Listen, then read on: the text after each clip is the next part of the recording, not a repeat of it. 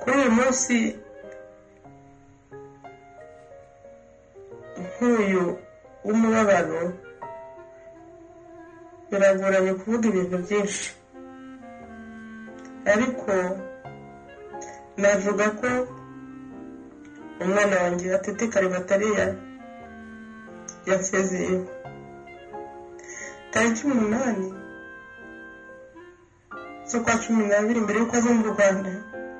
Yari yagize anniversaire, arambwira ati mama, uyu munsi ndashaka ko turarana tukararana hamwe, kandi ndashaka ko undirimbira, ukunda kuririmba, ukandirimbira indirimbo za gikristo. Ubwo naratangiye ndaririmba, hakabamo zimwe akibuka turaririmbana. Twaratarambye cyane ku buryo amabanga menshi atari yarambwiye ariyo yambwiye uwo munsi mbere y'uko aza mu Rwanda. Muri make ibyo ngibyo birangiye, tumaze kuvugana mu mabanga yose, twari tunezerewe. Wari umunsi udasanzwe, umunsi w'umunezero pe wa anniversaire ye, ku buryo wari umunsi udasanzwe twaganiriyeho ibintu bidasanzwe. Amabanga yose niwo munsi yayambwiyeho. Ubwo mufasha kwitegura, mu gitondo aragenda. Aho bibereye niho nahise mbona ko yasezeragaho, kuko twaraganiye bihagije, turishima, turi mu munezero rwose. Yagiye meze neza, ntabwo meze neza, twaraye twicaye turi mu bintu byo kwiririmbira, turi mu bintu by'umunezero, ari naho mbwiye amabanga ye yose n'ayo atari yarambwiye. Rwose ubwo Imana impuhwe ko idashira. Andi magambo yandi aravuga n'umpagarariye, nta bindi byinshi navuga. Njyewe Nahayo Adrian, ndi umugabo wa Leya. Ntabwo byoroshye mu mwanya nk'uyu nguyu kubasha kugira ikintu umuntu avuga cyangwa kuba wavuga ubuzima bw'umuntu mwabanye mu ncamake, ariko navuga ku buzima bwanjye na Leya busa n'ubwatangiye mu mwaka wa 2011 wenda kurangira 2012. Ubu ni ukuvuga ko yaragiye gushira imyaka 10. Icyo gihe nari umunyeshuri nawe ari umukozi. Turamenyana bisanzwe, tugira umushinga, tuza kugera igihe dushinga urugo. Twimariye muri 2017. Turabana. Leya ni umuntu wakunze kurangwa no kwitanga no gukora atizigamye, ariko nyuma kubera ko tutari dutuye mu mujyi umwe ntibyari byoroshye, ntitwahise tugira amahirwe muri iyo myaka yose twamaranye yo kugira urubyaro, biratinda. Nyuma muri 2017 nibwo 18 nibwo Imana yaduhaye umwana, ariko nabwo ntitwamugira igihe kirekire, harashize umwaka umwe yitabye Imana mu buryo bw'impanuka. Nibyo natekerezaga ko iyo mpanuka niyo yatumye na Leya asa n'ugize ikibazo cy'ihungabana, ntibyamworoheye kubyakira. Nuko dukomeza kurwana nabyo, tuvuga ko ari ibintu bishobora kurangira nyuma y'igihe. Turavuga tuti ibintu byose bigira umwanya bikarangira, ariko twifuzaga ko Imana izatuba hafi ikadutiza imbaraga nawe ikamutiza imbaraga, akongera akiyubaka. Nibwo mu mwaka we ushize, umwaka wenda gushira, twumvikanye turavuga tuti Leya afata umwanya aruhuke, ahindura ibitekerezo. Twumvikana ko aza gufata ikiruhuko mu Rwanda, yashoboka kuza aho ntuye. ariko dusanga mu Rwanda ariho horoshye kubera ko afite abavandimwe, afite umuryango, nanjye mfite umuryango. Araza rero yaje mu kwezi kwa 12 ku itariki 9, ageze inaha agira ikibazo cy'uburwayi. Nibaza ko bishobora kuba na mbere n'ibyo byo gutakaza umwana mu buryo butunguranye, atari yarabashe kubyakira, yagize ikibazo cy'ihungabana no kurwaragurika. So yagerageje kwivuza, bisa nk'ibyoroshye, ariko nyuma haza kuzamo ikibazo cya covid. Yakora ibizami, resulta za covid zikaza ziri positive.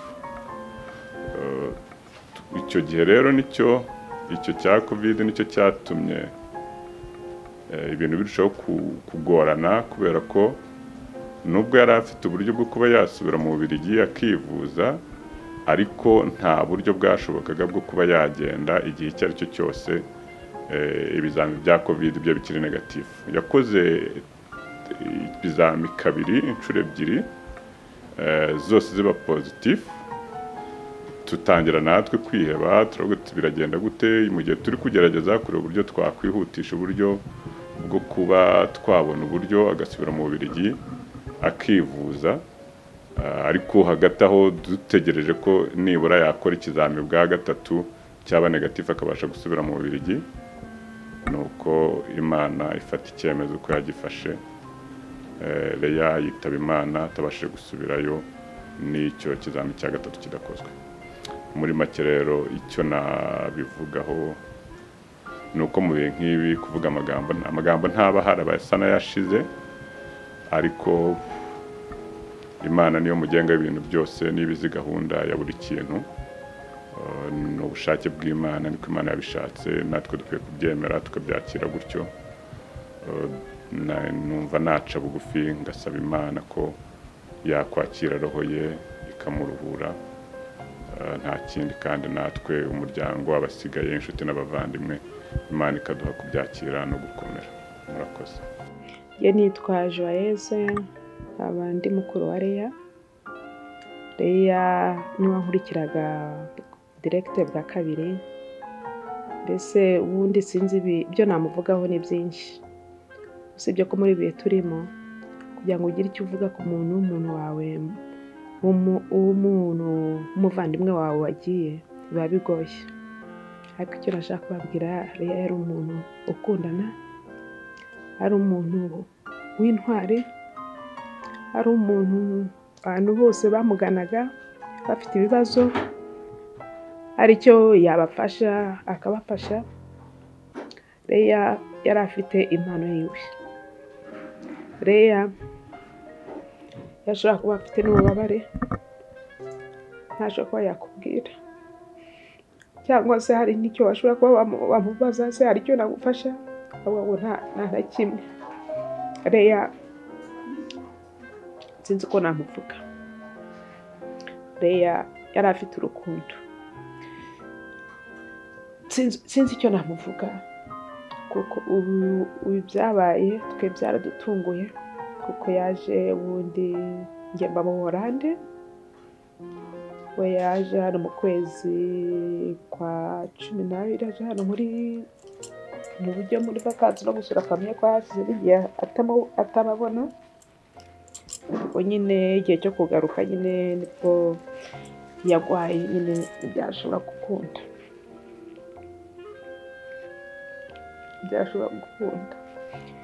Iyo nibuka bwa mbere bakimara kumupima basanze ko afite positive ashaka kugaruka, ubwo yagomba kongera gutegereza iminsi 7 kugira ngo yongere kwipimisha. Banamubwiye nimwongera ko gupima bagasanga uri negative uzahita ugaruka, kuko ubundi bwa mbere agomba kuba yagarutse arongera agira visa ayigera prolonge. Ubwo ntibayakije, nubwo yaje kurwara.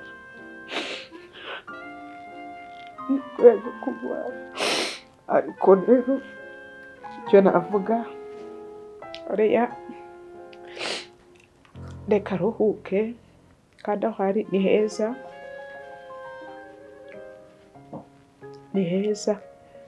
kandi icyo namwifuriza, icyo navuga, tuzamukumbura, kandi ari byinshi twakoranye, nzabikumbura, abana banjye bazamukumbura, umukobwa wanjye yamubereye marene bazamukumbura, nubwo uyu munsi n'ubu ngubu bitashobotse ko ibihe turimo kugira ngo baze kumuherekeza, nzi ko bazamukumbura kandi tuzamuza ku mutima igihe cyose, kandi aho ari akomeza aruhukire mu mahoro y'Imana. Murakoze, nta bindi byinshi nakongera. Ijambo ntabwo biba byoroshye, birumvikana, ariko bisaba kwihangana. Ijambo rya nyuma waba wibuka Leya yaba yarakubwiye agihumeka umwuka wazima ryaba riri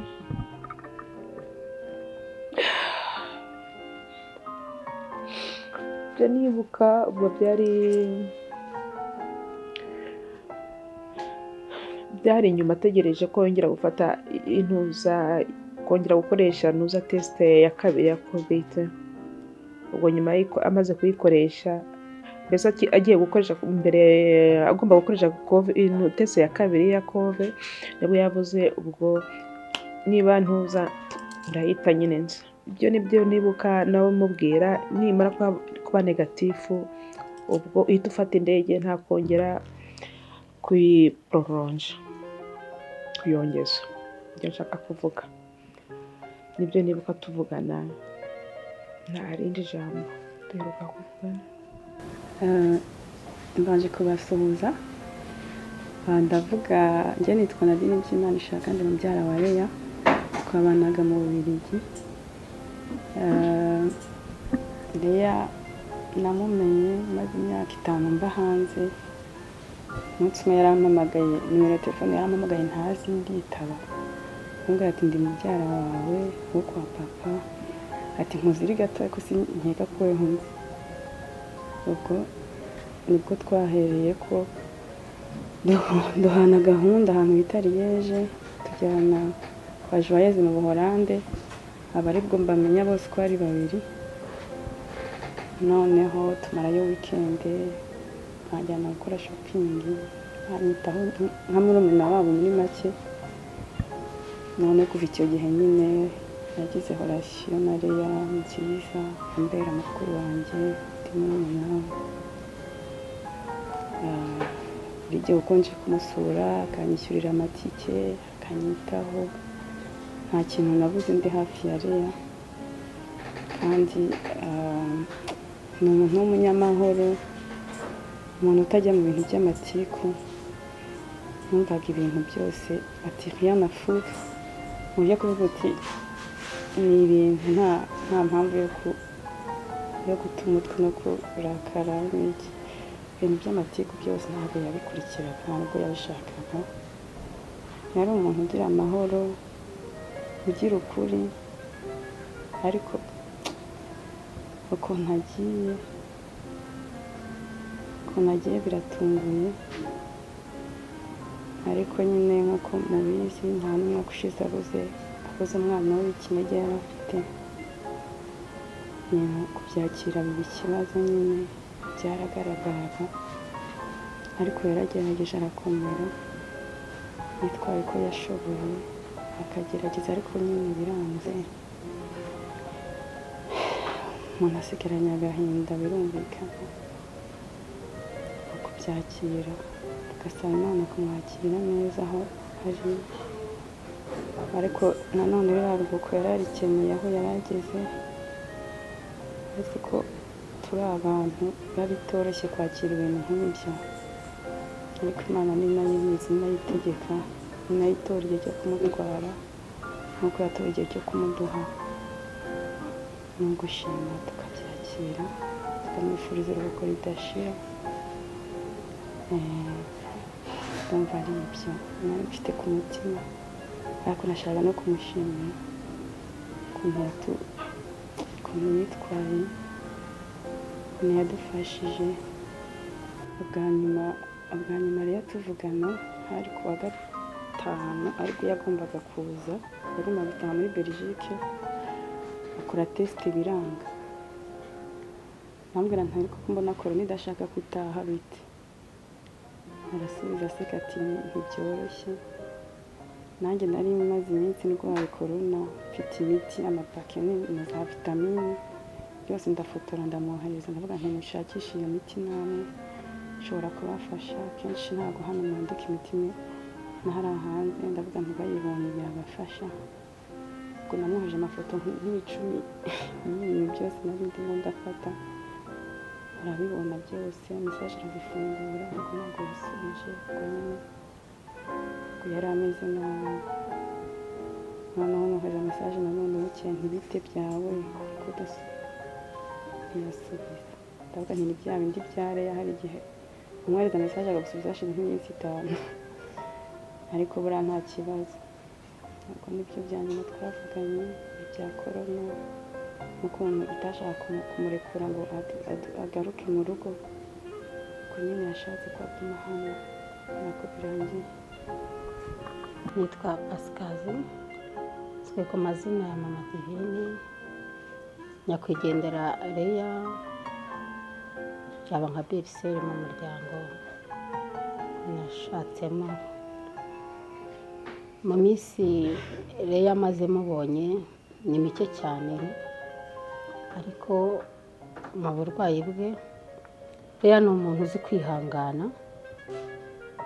mu burwayi nubwo byari bikomeye, ariko yagiye agira kwihangana, ntiyigeze agira puresha yo kugira ngo ahagarike abantu umutima. nubwo yabaga afite ububabare bwinshi, waramubazaga ati rero umeze ute, akakubwira ko ameze neza, ndetse akanagukomeza akakubwira ati ihangane ndumva agenda muzima. uko iminsi yashiraga niko ubuzima bwagendaga buhinduka, umunsi umwe akaba yabaye muzima, tukizera ko tukagira icyizere cy'uko agiye gukira, mu kandi kanya ukabona arongera arembye, bikaba ngombwa agasubira ku bitaro, ariko ntabwo yigeze yereka abantu ko ababaye cyane ngo bitume abantu bata ibyiringiro. Leya Roturanti dimanche nimugoroba, ubwo yari amaze iminsi nk'ibi avuye mu bitaro CHK, ari nimugoroba numvise nka twako dusengana nawe, ndamubwira nti Leya tugiye gusenga Imana kugira ngo ikongerere imbaraga ndetse n'ibyiringiro. aremera, turatuza turasenga, twari kumwe na musaza we Honore, turasenga, tumaze gusenga, igihe turangije kuvuga amen, ijambo rikomeye Eliya yambwiye, kandi yarimbwiye ku mubiri yarahumirije, ariko mu maso y'umwuka yari muzima. yarambwiye ngo turasenze ngo ariko n'indabo zose zarapfuye. nanjye mu byiringiro ko Yesu yazizura zikongera zikaba nzima. ambwira ururabo rumwe ntibuka izina ryarwo, yambwiye ngo usibye rwo rwonyine ngo nirwo rujya rugerageza ngo wenda rwazuka, kubera ko ururabo indabo nzi icyo zisobanura mu buryo bw'umwuka. naramubwiye ngo urwo ngurwo Bikira Mariya mufashe kurwuhira rwongere rube ruzima. arambwira ngo reka dutegereze. nanjye ngira ibyiringiro yuko numvishije mu buryo bw'ubukristo bwe, numva ko byanze bikunze naho umubiri wapfa, ariko ubugingo bwe bwaba buzima, kuko bitewe n'ururabo yari avuze urwo ari rwo. hanyuzemo ku wa mbere, ubwo yari ari mu rugo aryamye, twari turi kumwe na Provi, turi kumwe na Jackie na Adeline, tugira amahirwe twari turi kumwe n'undi mukozi w'Imana, turasenga, ariko byari bikomeye. ni uko umuntu yangaga guhabura abana ngo abereke ko igihe cyo gutaha kwa Leya kigeze. twarasenze hamwe n'abo bavandimwe, ariko twabonaga ko ubuzima bwo bugeze mu marembera. turasenga tugezemo hagati, umukozi w'Imana twari turi kumwe abwira Provi ngo yiyeze ku cyimbo cy'umuryango wose, we ku giti cye no ku muryango wose uhari n'udahari, kugira ngo bamubohore, kuko twabonaga ko kwe gutaha ko kugeze mu mwuka, byaragaragaraga nk'umuntu ureba mu buryo bw'umwuka. Tumaze gusenga, umukozi w'Imana yabwiye Provi ngo aryame aruhuke, ariko hagati yo kuva saa 8 kugeza saa 9 aba ari maso, ngo kuko hari igihe byaba ngombwa akamukenera. Hari icyatumaga abona ko ari bumukenere, kuko byaragaragara igihe cyo kuva mu mubiri ko kiri kugera pe. Reya twarakomeje turasenga, ariko kugarura amaso ntibyakunda. Ariko icyo tuzi cyo nuko Satani washaka kumutwara ngo amubuze ubugingo, rwose uwo nguwo yatsinzwe. Ubwo twaragezaga gusenga, guhirita kwe kwa nyuma kugarangira, kugatuza kugeza igihe abavandimwe babonye ko bikomeye bamujyana kwa muganga, kandi bagezeyo ko kubona ku mubiri byarangiye. Reya kuva mu mubiri kwe rero sinshobora kwibagirwa. Abana bose twari turi kumwe, nabonaga nk'umutima uri guca cyane, nka mu masa mu gatuza. Abana bakambwira ati ese disi mama Divine tojya ntindi kumuha keya ya nyuma. Rero icyo navuga kuri Reya,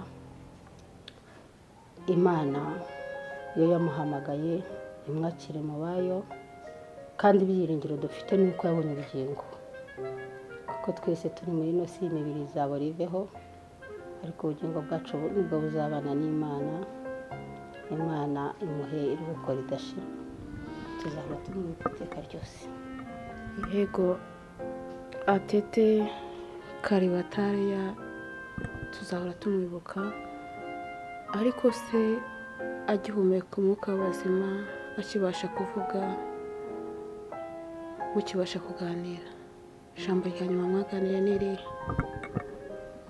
Ijambo rya nyuma twaganiriye ni igihe twasengaga, akambwira ko indabo zitagomba, atazi ko zazuka. Nanjye musubiza ibyiringiro yuko urugo yabonye rushobora gushibuka, Bikira Mariya namufasha rugashibuka, kuko numvaga urwo ruraba ari we, kandi arirwo rugomba kuzuka akazabana n'Imana ibihe byose. Amazina yanjye nitwa Nirere Jacqueline, nkaba ndi inshuti y'uwo bita Providence. Providence akaba ari sister wa Atete Kalibata.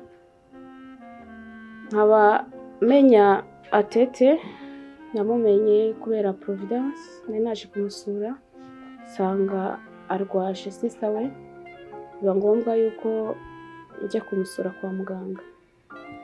Nageze CHK, nsanga ntago ubuzima bumeze neza, gusa afite ibyiringiro by'uko yenda ashobora gukira, kuko hari nabo bari barwaye hamwe mu cyumba kimwe. Yajyaga avuga ati uriya ngo dore uriya aragiye, n'injye urakurikiraho, ariko tukamuha ibyiringiro by'uko ejo hari uko byagenda. Byabaye ngombwa yuko Atete ava kwa muganga CHK agera mu rugo, dukomeza kugenda tumusura mu rugo, tukaganira nawe. Atete mu bintu byinshi biri kumubabaza nuko ngo atazongera kubonana na mama we amaso ku yandi. Gusa amarenga yagenda agaca, byagaragaraga yuko harimo benshi ari kugenda asezera. Nihuse umunsi wa nyuma Atete ava mu mwuka twari kumwe nabwo, kuko twageze mu rugo nje kumusura no gusura abo babanaga, dusanga ameze nabi pe. Umukozi w'Imana yaratwaye yaramusengeye, twari kumwe turasenga turafatikanya, ariko biranga, tukabona nago nta kiri kugenda. Ariko umukozi w'Imana yatubwira ati turasenga tukazahura ubuzima bw'umuntu ugiye kugwa mu cyobo, ariko ntago twazamura nanone umubiri utabasha kugera kwa muganga. Ibi dukoze tubikoze mu buryo bwa Kristo, ariko mumugeze no kwa muganga. iryo joro twaraye tugeze kwa muganga saa sita z'ijoro,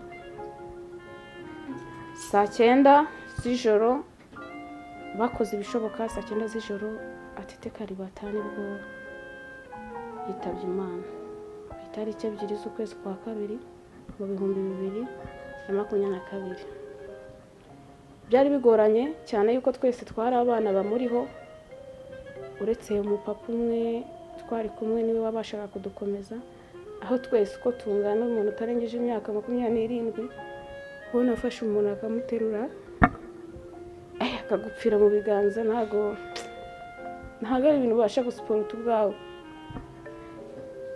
Ari nge yenda nge sinari inshuti, ari muri umuna we byaramurenze.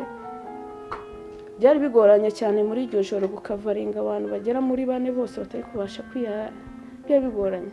Ari musaza we ntago yabyumvaga, agiye mu modoka ararira, ari muri umuna we nawe ajya mu modoka ararira, dusigara nyine tubona byanze, ariko dushima Imana ko uyu munsi twe twasigaye ndetse n'abasigaye dukomeye, kandi twizera yuko aho yagiye Imana izamuha iruhuko ridashira.